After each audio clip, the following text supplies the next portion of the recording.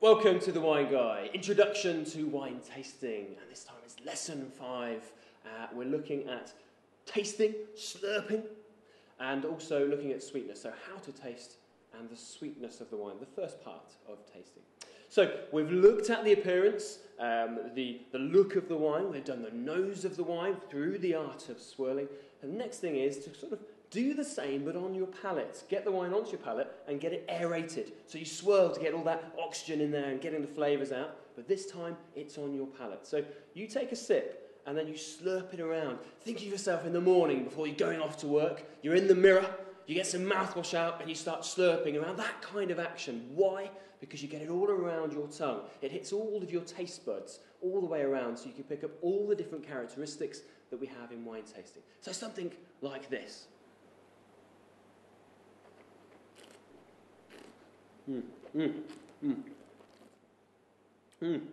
you get all of those different characteristics which we're going to look at in the further videos. So that's how we do it. Make as much noise as you want to and make sure it touches all the parts. If you're a little bit intimidated by this and trying it out the first time, make sure it's not at a wine tasting where you might be a little bit on show because you might start projecting it to the person opposite you. So you may want to practice this a little bit at home first of all. And then the first thing we're moving on to what you're detecting is the sweetness. It's the thing we talk about first. And where do we get this? Well, we go back to this wonderful piece of card that we've looked at before. We've looked at white wine fruits on the aromas, red wine down there, but this time we're looking at this top part. A rather unattractive picture of a tongue here, not too nice, but it shows you where you get the key characteristics. And first of all, down here you've got sweetness at the tip of your tongue. Most of it is at the tip of your tongue, where the wine actually hits first.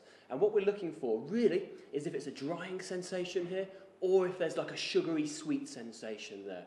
And that will actually help you determine flavours and characteristics. So if it's a drying sensation, the wine is likely to be more acidic, livelier, and drier. But if there is a slight sugary touch there, then this is when we start to talk about things that are a bit riper fruits, but maybe things like honey. And we've got a picture of honey somewhere. This is glorious, because you have a picture that looks like a wonderful, refreshing pint of lager. It's not, it's honey, and it's being tended to by a rather drunk wasp. It should be a bee. But anyway, that's for another day.